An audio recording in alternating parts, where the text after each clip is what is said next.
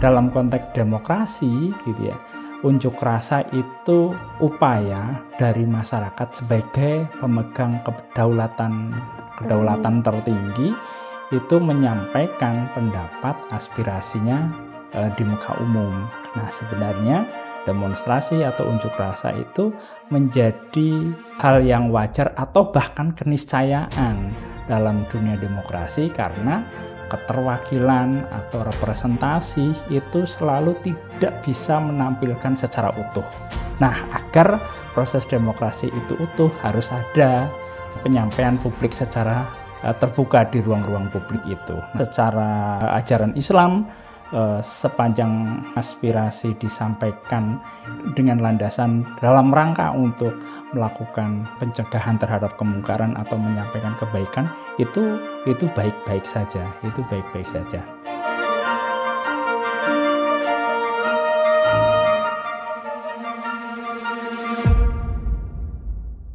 Assalamualaikum warahmatullahi wabarakatuh. Halo Sobat Dakwah, kembali lagi di podcast Fakultas Dakwah, tempat yang asyik buat ngobrol di segmen Rumi, ruang untuk mencari inspirasi. Perkenalkan, nama saya Haurana Jasari selaku host.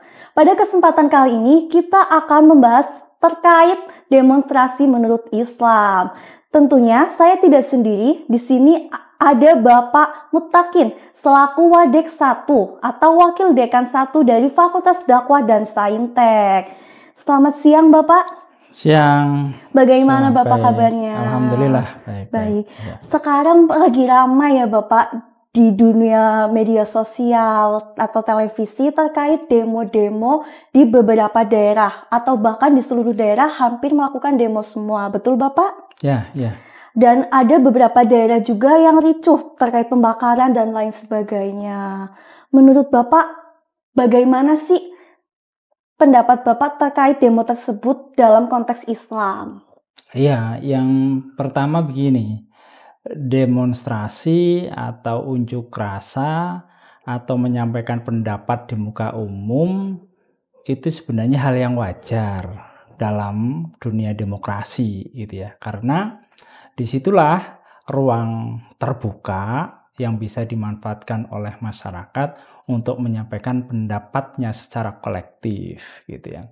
Dalam Islam, kalau kita mau merujuk kepada apakah dalam sejarah Islam terutama pada zamannya Nabi apakah ada demonstrasi model-model yang seperti kita lihat, ya tentu saja tidak gitu loh. Nah, bukan berarti dalam Islam kalau di sejarahnya itu tidak ada lalu Islam tidak memperbolehkan, itu tidak. Karena kalau kita lihat di Islam itu ada prinsip-prinsip dasar yang bisa kita pahami terkait bagaimana orang menyampaikan pendapat.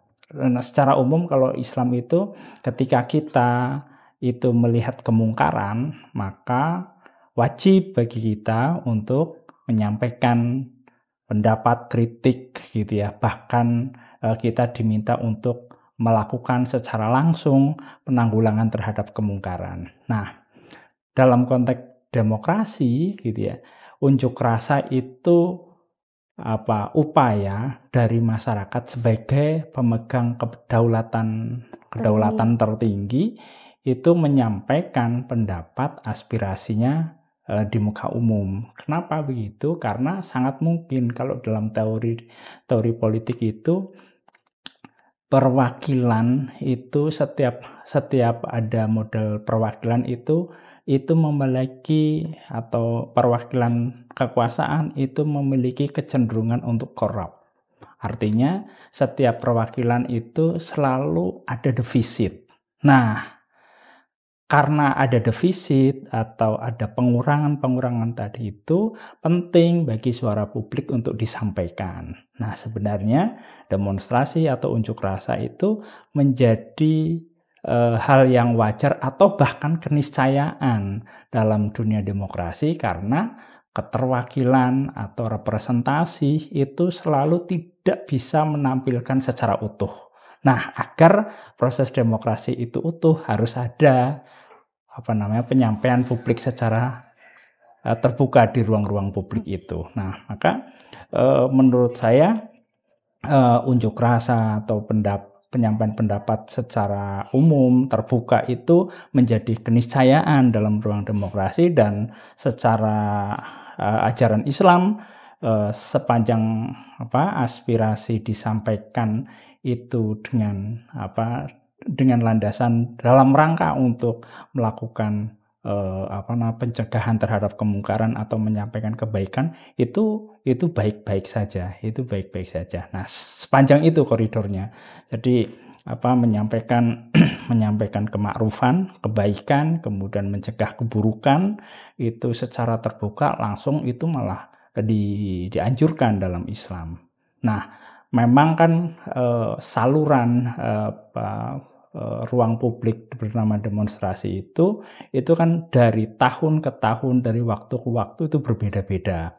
Nah, dulu ketika sebenarnya model demokrasi itu kan sebenarnya awalnya itu ada pada masyarakat kota yang jumlahnya itu tidak terlalu banyak gitu. Di awal-awal teori demokrasi itu dirumuskan, itu dasarnya adalah masyarakat kota yang jumlahnya itu nggak nyampe 400 orang. Nah, tetapi ketika populasinya bertambah, nggak mungkin seluruh populasi, seluruh masyarakat itu terlibat secara langsung dalam pembuatan keputusan publik. Nah, disitulah kemudian teori representasi. Sekian orang diwakili satu orang, sekian orang diwakili seorang, sehingga satu orang sebenarnya merepresentasi kehendak dari banyak orang. Awalnya itu tidak ada representasi, awalnya ketika ide tentang sebuah negara yang saat itu jumlah populasinya itu tidak terlalu banyak gitu, orang itu bisa terlibat secara langsung dalam pembuatan atau pengambilan keputusan publik, setiap warga itu terlibat gitu. Nah, setelah populasinya bertambah, nggak mungkin ya kita misalnya rapat itu melibatkan 10.000 orang, kan nggak mungkin gitu, melibatkan apalagi kita ya jumlah penduduknya hampir 200 juta, nggak mungkin 200 juta itu terlibat secara langsung untuk pengambilan keputusan publik lah. Maka kemudian ada sistem demokrasi berkembang melalui representasi. Nah, problemnya adalah tadi itu, setiap representasi selalu ada korup, selalu ada defisit.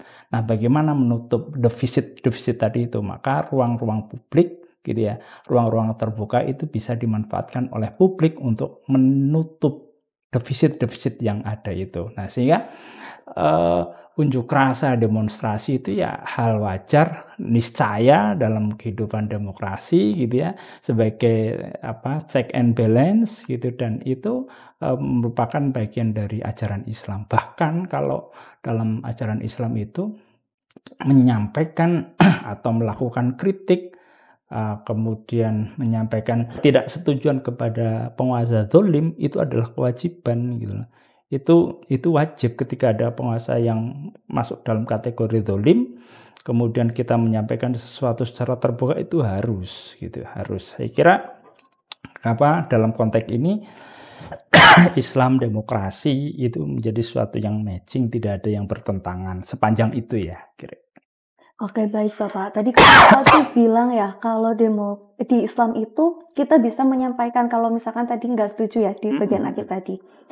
Menurut Bapak, tanggapan Bapak terkait demonstrasi ini Bapak, contohnya kayak di Purwokerto kemarin, demonstrasi yang bisa sampai merusak fasilitas Bapak. Ya. Apakah demonstrasi tersebut dengan melakukan aksi pembakaran ban, merusak fasilitas, itu sesuai dengan nilai-nilai Islam, atau emang itu perbuatan yang tidak baik, Bapak? Ya, ada dilema sebenarnya.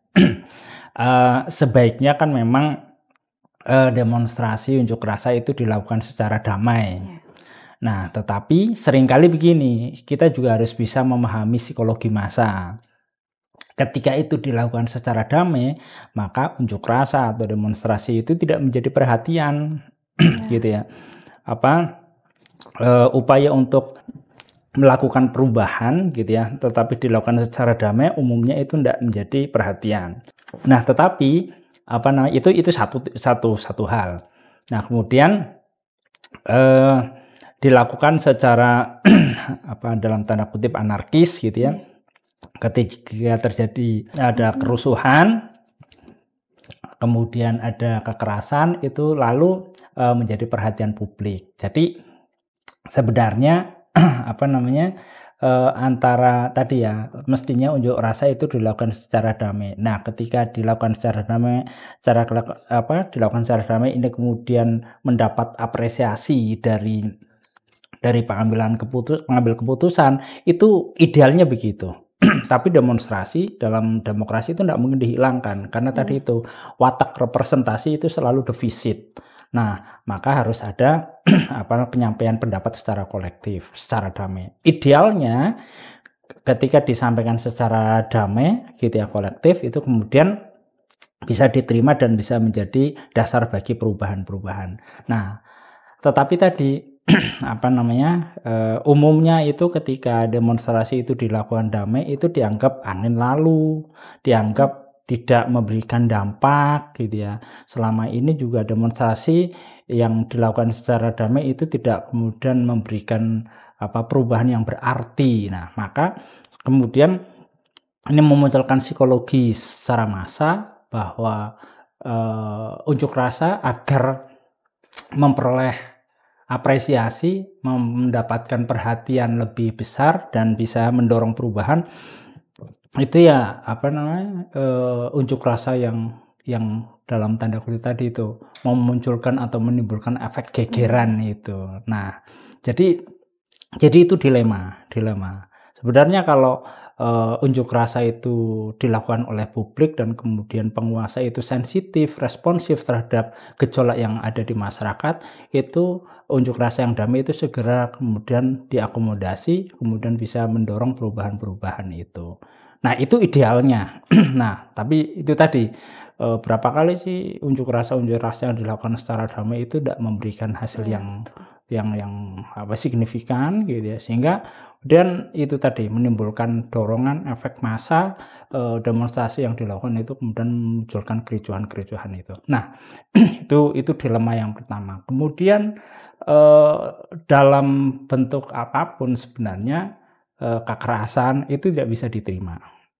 Kekerasan itu kalau dalam Islam gitu ya, pembunuhan yang bisa dilakukan, yang bisa disahkan dalam Islam itu kan bukan pembunuhan itu kan hanya ada dalam peperangan. Peperangan itu ya yang namanya perang itu ya boleh, membunuh itu boleh dalam di luar itu tidak ada.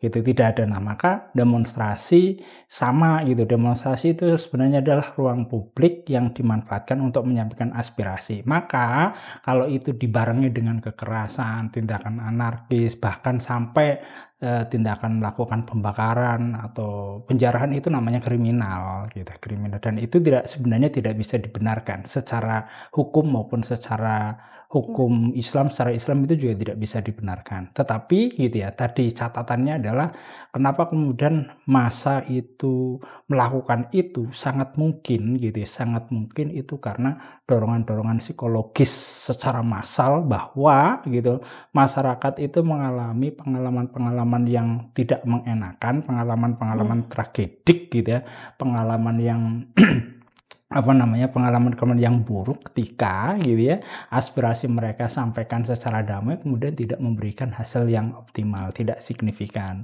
Nah, jadi dalam satu sisi yang lain gitu ya, demonstrasi yang memunculkan kekerasan itu dalam sisi yang lain itu bisa dipahami karena memang selama ini gitu ya penguasa, taruhlah pengambil keputusan itu agak kurang responsif terhadap aspirasi-aspirasi yang disampaikan oleh masyarakat dalam ruang-ruang publik tadi itu gitu. Ketika dilakukan secara damai dianggap angin lalu, dianggap biasa-biasa saja. Tapi ketika sudah diimbuhi dengan kekerasan, anarkis, itu baru kemudian baru direspon, kemudian ada perubahan-perubahan mendasar. Nah, ini saya kira menjadi otokritik buat kita semuanya. Yang pertama, bagi masyarakat itu harus mempertahankan bahwa unjuk rasa, menyampaikan pendapat di muka publik itu adalah hal yang legal. hal yang sah dalam alam demokrasi gitu. Begitu halnya secara Islam menyampaikan pendapat secara kolektif itu juga diperbolehkan gitu ya. Karena terutama malah ketika ada hal-hal yang bertentangan ya secara hukum, secara manusia gitu, secara secara etika itu ada sesuatu yang bertentangan, maka menjadi kewajiban bagi manusia lain itu untuk melakukan kritik, melakukan penolakan. Itu yang lalu dalam Islam disebut dengan amar ma'ruf dan nahi mungkar itu wajib dilakukan. Nah itu harus dilakukan secara santun, secara beretika, secara beradab gitu ya. Nah, kemudian di pembelajaran yang lain itu terhadap penguasa, terhadap pengambil keputusan itu agar lebih sensitif gitu ya, agar lebih responsif terhadap suara-suara publik gitu ya. Jadi jangan lalu suara publik yang biasa-biasa saja dilakukan secara damai gitu, itu dianggap sebagai hal yang nggak perlu ditanggapi gitu ya. Itu pemahaman yang kayak gitu yang keliru. Yang sering kali ini yang terjadi, biasa saja, itu dilakukan secara damai-damai ini kok nggak perlu ditanggapi secara serius atau direspon secara cepat. Itu ketika dilakukan itu akan dan menimbulkan tadi itu pemahaman secara massa kalau demo tidak anarkis itu ya nggak ditanggapi. Nah, jadi ini otokritik banget bagi masyarakat maupun bagi penguasa atau pengambil keputusan untuk bisa mawas diri, melakukan introspeksi bahwa apa yang selama ini dijalankan dalam berdemokrasi, dalam masyarakat yang menjunjung nilai-nilai keagamaan, ada sesuatu yang harus diperbaiki, harus ada sesuatu yang harus ditingkatkan gitu ya, terutama dalam hal tadi itu bagaimana hubungan antara masyarakat dengan penguasa, dengan pengambil keputusan, sehingga proses demokrasi itu berjalan sehat gitu ya, berjalan sehat dan konstruktif untuk mencapai tujuan bersama. Saya kira karena ada persoalan, ada sumbatan-sumbatan demokrasi yang sumbatan-sumbatan itu tadi mungkin awalnya itu kecil, tapi kalau dibiarkan lama-lama itu akan menghambat aliran demokrasi yang sesungguhnya persis ya kayak saluran, sampah sedikit dibiarkan nanti akan menjadi penyebab bagi menumpuknya sampah-sampah yang kemudian menyumbat sumbatannya. Sama, saya kira ada riak-riak kecil, ada sumbatan-sumbatan kecil yang itu tidak kemudian segera direspon gitu ya, sehingga ini akan menjadi persoalan yang terakumulasi dalam jumlah yang besar sehingga bisa meledak. Saya kira apa yang terjadi saat ini karena akumulasi kekecewaan publik terhadap pemerintah, terhadap penguasa, terhadap pengambil keputusan yang tidak responsif terhadap aspirasi publik. Saya kira begitu. Oke Bapak, berarti tindakan anarkis itu emang bukan suatu kebaikan ya Bapak ya? Iya, kalau tindakan anarkis itu dalam semua sisi itu tidak bisa diterima gitu ya. Tindakan anarkis merusak fasilitas umum gitu ya. Kemudian melakukan dan mengganggu ketertiban dan mengganggu hak-hak orang lain gitu ya. Itu dalam berbagai macam perspektif itu tidak bisa diterima dalam konteks itu, tetapi dalam dalam sisi yang lain tadi saya sampaikan bahwa itu karena dipicu oleh kekecewaan publik yang terkumpul, yang terakumulasi. Jadi bisa dipahami, meskipun tidak bisa diterima secara hukum, tetapi itu bisa dipahami karena kekecewaan yang bertumpuk-tumpuk sekian lama itu kemudian meledak menjadi tindakan-tindakan anarkis. Nah, tadi kalau sejak awal pemerintah, penguasa, pengambil keputusan itu responsif gitu ya. Ketika ada persoalan, ada hambatan-hambatan segera direspon, segera diterima, ditindaklanjuti, saya kira tidak akan menjadi sumbatan yang besar dan kemudian meledak menjadi persoalan sosial. Berarti harusnya dengan adanya demo yang sekarang ini ya Bapak, dengan banyaknya rusaknya fasilitas, itu bisa jadi evaluasi antara pemerintah atau demonstran itu sendiri ya Bapak ya? Ya, itu menjadi evaluasi bersama. Jadi ternyata gitu ya, kebebalan kebebalan itu bebal ya, kebebalan itu harganya mahal gitu loh, harganya mahal. Baik bebal di penguasa maupun bebal di masyarakat itu, atau dalam bahasa lain kebodohan itu harganya mahal, harus ditebus dengan harga yang mahal gitu loh. Maka proses belajar gitu ya, proses memahami situasi, cara berpikir yang logis, kritis itu menjadi menjadi satu-satunya cara untuk mencapai keberadaban, satu-satunya cara untuk mencapai kesejahteraan gitu loh. Jadi problemnya itu sebenarnya di situ, kebebalan, ya kurang lebih ya kebebalan sama dengan kebodohan, sama dengan atau dalam bahasa yang populer kedunguan gitu ya. Itu biayanya itu mahal sekali, mahal gitu loh. Dan ini menyeluruh buat siapapun. Ketika kebodohan itu dipelihara, kebebalan itu dipelihara, itu pasti akan menimbulkan akan membutuhkan biaya yang sangat mahal. Ya kayak sekarang lah. Demonstrasi itu kan sebenarnya ya ya baik demonstran maupun yang di demo gitu ya, itu kan sama-sama mereka kan hidup itu dari uang publik ya, uang publik. Demonstran itu juga membutuhkan fasilitas publik. Fasilitas publik itu dibiayai dari uang rakyat, dari pajak dan retribusi seterusnya gitu. Nah, ketika uang-uang tersebut dialokasikan untuk membangun fasilitas publik dan fasilitas publik itu dirusak, ya maka akan mengambil jatah uang publik lagi yang sebenarnya itu bisa dialokasikan untuk pendidikan, dialokasikan untuk yang lain. Itu karena fasilitas publiknya rusak, itu dialahkan ke situ lagi. Kita juga yang nanti akan menanggung resikonya, kita juga yang akan mengalami itu ya kerugian. Nah, tetapi itu tadi, ini adalah harga yang harus dibayar gitu ya. Harga yang harus dibayar ketika kebodohan itu menjadi bahasa kita itu menjadi sesuatu yang dikedepankan. Gitu ya. Kebebalan itu menjadi sesuatu yang dikedepankan, kebodohan itu dikedepankan, maka biayanya itu akan sangat mahal gitu loh.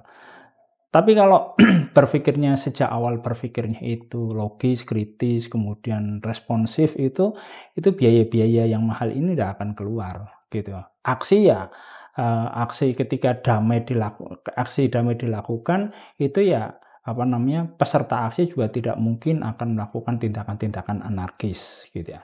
Nah, begitu halnya kalau pengambil keputusan itu sejak awal itu responsif, kemudian terbuka, itu juga tidak akan memancing demonstran untuk menjadi lebih agresif gitu. Nah, sehingga menurut saya antara yang tadi ya kita semuanya itu harus ini menjadi evaluasi buat kita semuanya. Janganlah memelihara kebodohan, jangan mengedepankan kebebalan karena itu biayanya sangat mahal. Oke Bapak, terkait dengan tadi penjelasan Bapak itu, apa iya demonstran kali ini ada sangkut pautnya dengan tadi yang Bapak jelaskan itu terkait kebodohan dan kedunguan itu? Ya, sebenarnya secara langsung tidak bisa dikatakan kebodohan atau kedunguan. Nah, kebodohan dan kedunguan tadi konteksnya adalah ketika itu tadi ya, ketika satu aspirasi itu tidak segera diterima, tidak direspon. Nah, kenapa sih ada aspirasi tidak direspon gitu, padahal pengambil keputusan itu adalah wakil atau representasi dari masyarakat. Nah, ini yang saya sebut sebagai kebodohan atau kedunguan itu. Nah, padahal posisi mereka itu adalah wakil. Tapi ketika yang diwakili itu menyampaikan pendapat itu tidak segera direspon, ini adalah kebodohan. Nah, pada saat yang sama gitu ya, ketika seseorang menyampaikan pendapat, kemudian pendapat itu tidak diterima, kemudian pelampiasannya kepada fasilitas-fasilitas publik gitu ya, fasilitas ini juga nggak tepat gitu, nggak tepat gitu loh. Yang problemnya kan pendapatnya tidak diterima oleh para wakilnya, tapi kemudian kok ekspresinya kepada pelampiasannya kepada fasilitas publik, yang mana fasilitas publik tadi itu dibiayai dari uang-uang kita juga gitu loh. Nah, maka ketika fasilitas publik itu rusak, kita juga yang rugi gitu loh. Nah, maka dalam konteks ini menjadi introspeksi kita bersama-sama bahwa kebodohan atau kebebalan itu jangan dipelihara gitu loh, jangan dipelihara. Nah, ini tidak menunjuk kepada siapapun, tetapi ini menjadi refleksi bahwa tadi ketika kebodohan atau kebebalan itu ada dalam diri kita, itu biayanya itu akan sangat mahal gitu. Nah, kemudian lalu apa yang bisa dilakukan ini? Itu kembali lagi kepada apa? Kembali lagi pada track awalnya bahwa dalam sistem demokrasi yang namanya perwakilan gitu ya, yang namanya wakil itu adalah merepresentasikan mereka yang diwakili. Maka mestinya ada komunikasi, ada saluran-saluran komunikasi antara keduanya yang lancar. Nah, ini yang yang saya kira ini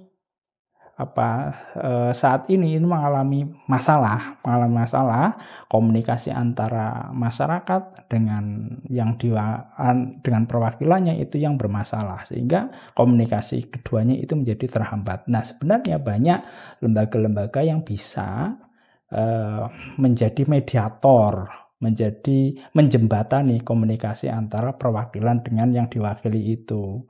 Nah, dulu kita kenal yang namanya civil society. Nah, yang saat ini saya kira perguruan tinggi, mahasiswa itu bisa menjadi media untuk menjembatani komunikasi antara masyarakat dengan pemerintah, dengan legislatif gitu ya, dengan para wakil-wakil rakyat ini. Kenapa? Karena mahasiswa itu masuk dalam kategori kelompok menengah yang mampu berkomunikasi ke bawah maupun ke atas, ke samping kanan dan samping kiri. Nah, fungsi-fungsi mediasi inilah yang sebenarnya menjadi tugas utamanya mahasiswa.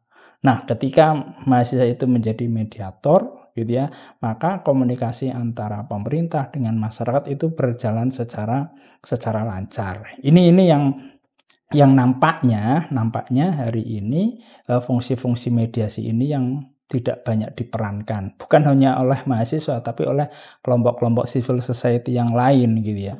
Kelompok civil society yang lain itu ya kelompok-kelompok yang masuk dalam kategori menengah yang bisa menjembatani komunikasi dua kutub ini. Nah, ini yang tidak banyak diperankan sehingga komunikasi keduanya itu menjadi sering terhambat. Nah kemudian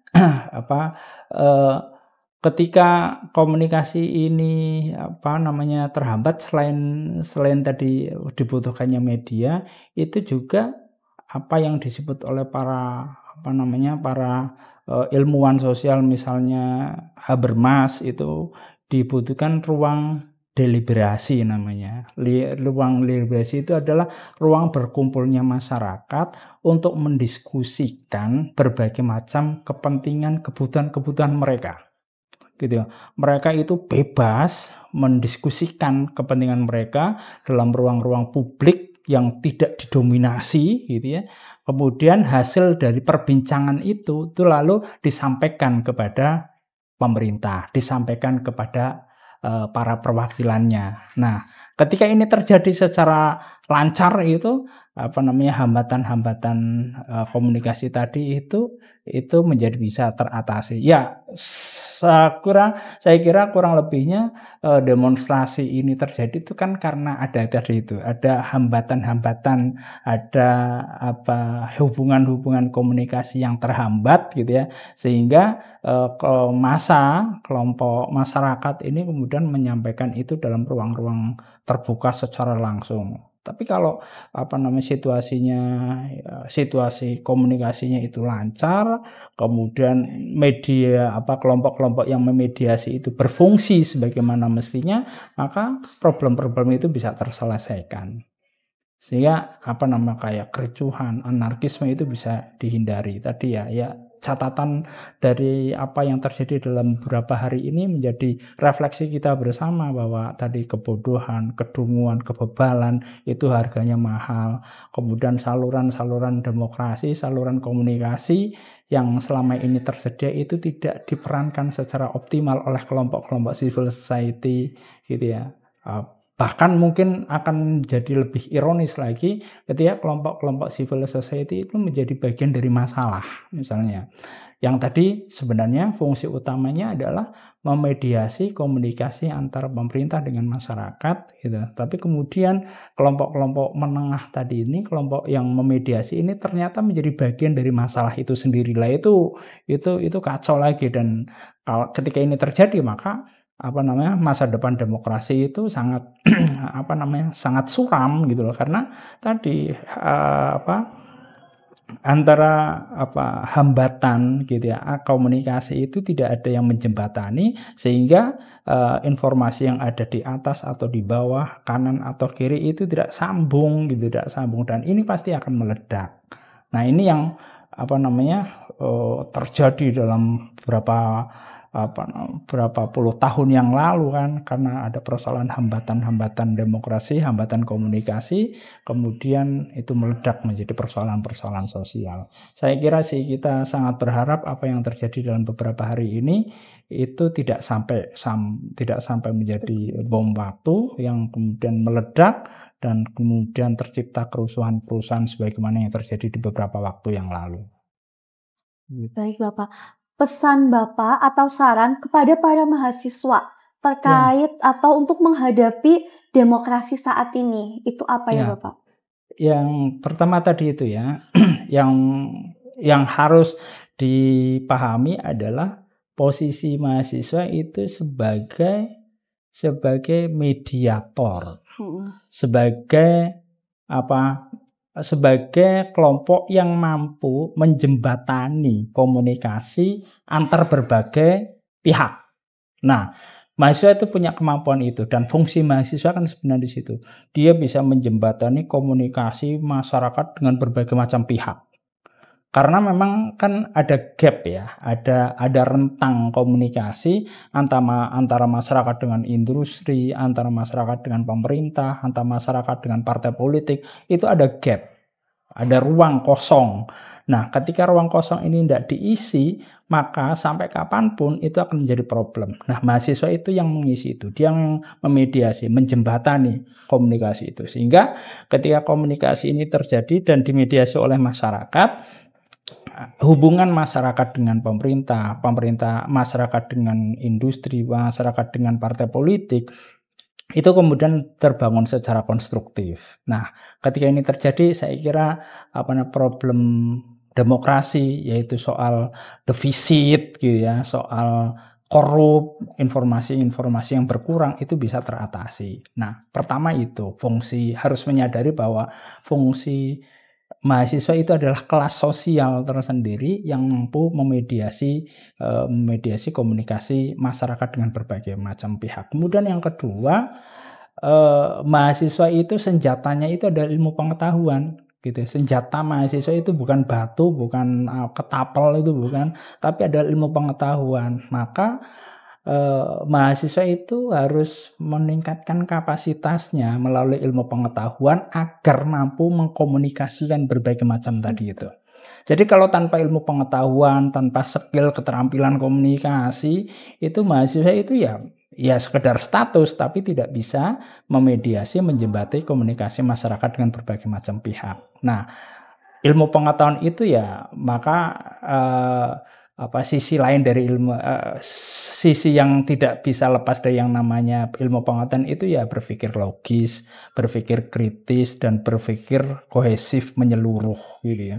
Jadi jadi mahasiswa itu berpikirnya jangan parsial ya, ini untuk kepentingannya siapa, ini untuk memihak, untuk menguntungkan kelompoknya siapa, tetapi bersifat kohesif, komprehensif, menyeluruh, dan kepentingan utamanya adalah bagaimana agar masyarakat itu tidak tertinggal, masyarakat itu tidak semakin jauh gitu ya dengan pihak-pihak di luar dirinya, di luar diri mereka.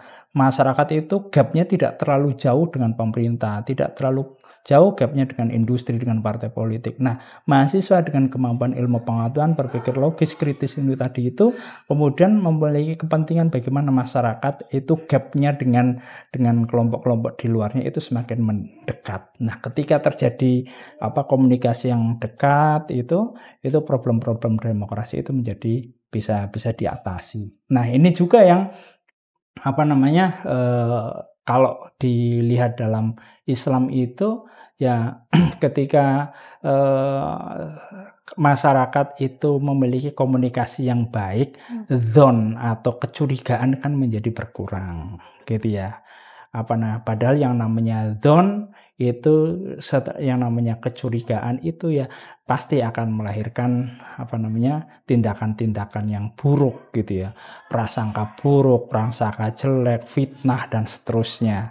Nah, sehingga ketika komunikasi lancar, dzonnya itu berkurang. Ketika komunikasi yang lancar, itu tindakan-tindakan yang dilakukan oleh para pihak itu menjadi lebih konstruktif. Nah, ini fungsi utama mahasiswa, memiliki pengetahuan yang kuat, kemudian memiliki cara berpikir yang logis, kritis, dan komprehensif.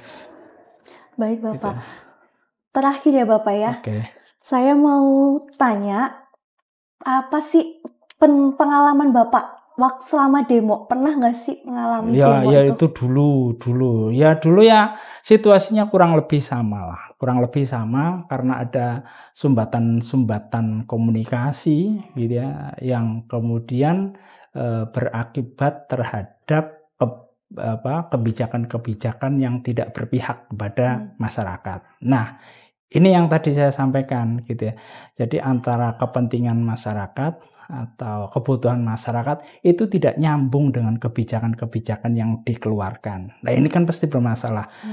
Misalnya masyarakat itu saat ini misalnya yang ramai itu karena masyarakat itu memiliki kebutuhan yang mendesak gitu ya, kebutuhan yang sulit, tapi pada saat yang sama keluar kebijakan PBB naik sampai di atas 100%.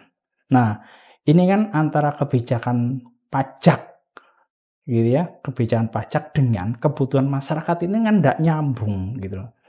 Pada saat yang sama gitu loh, masyarakat kesulitan untuk mengakses atau membeli produk-produk tertentu, produk-produk dasar gitu ya, untuk kebutuhan-kebutuhan pokok. Pada saat yang sama masyarakat diberi beban yang besar dalam bentuk kenaikan pajak sampai 100% lebih. Nah, jadi beban masyarakat itu meningkat. Nah, kemudian yang kemarin dipertontonkan lagi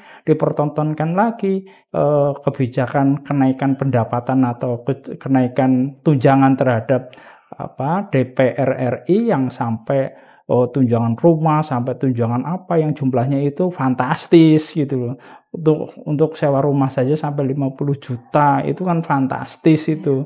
Nah, jadi ini tidak nyambung gitu loh antara kebutuhan masyarakat kemudian kebijakan yang dikeluarkan itu kan tidak nyambung, kebijakan tunjangan DPR RI, kebijakan PBB, sementara masyarakat itu memperoleh produk-produk dasar gitu ya, bahan-bahan kehidupan sehari-hari itu aja masih kesulitan, mereka masih bingung soal lapangan pekerjaan, masih bingung untuk membiayai pendidikan, kesehatan gitu ya.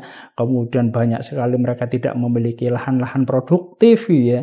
Ini masyarakat itu luar biasa problemnya, tapi saat yang sama ada kebijakan-kebijakan yang menyakiti masyarakat. Nah, ini yang kan karena tidak nyambung itu tadi. Lah kok bisa tidak nyambung? Karena tadi itu saluran komunikasi antara masyarakat dengan pemerintah dengan legislatif itu tidak nyambung, tidak tersampaikan gitu. Bisa jadi tadi sudah disampaikan tetapi karena dilakukan secara damai ini nggak merespon. Nah, maaf kemudian ini memunculkan memunculkan kekecewaan yang bertumpuk-tumpuk. Nah, kurang lebih demonstrasi dimanapun kurang lebih situasinya demikian. Gitu. Dulu juga sama gitu, tahun 98 juga sama. Problemnya antara masyarakat dengan pemerintah itu yang tidak nyambung, kebijakan-kebijakan pemerintah itu dianggap tidak pro terhadap rakyat. Pasti akan menimbulkan gejolak. Oke, Gitu. baik Bapak. Mungkin Ya. cukup untuk kesempatan kali ini. Barangkali di kesempatan lain kita bisa sharing-sharing atau ngobrol lagi ya Bapak ya. Oke. Oke, mungkin cukup ya teman-teman semua. Jangan lupa like, comment, subscribe, dan share ke teman-teman kalian. Dan jangan lupa berjumpa lagi dengan Rumi di episode selanjutnya. Saya Haurana Jazari selaku host pamit undur diri. Apabila banyak kata yang kurang, mohon maaf. Wassalamualaikum warahmatullahi wabarakatuh. See you.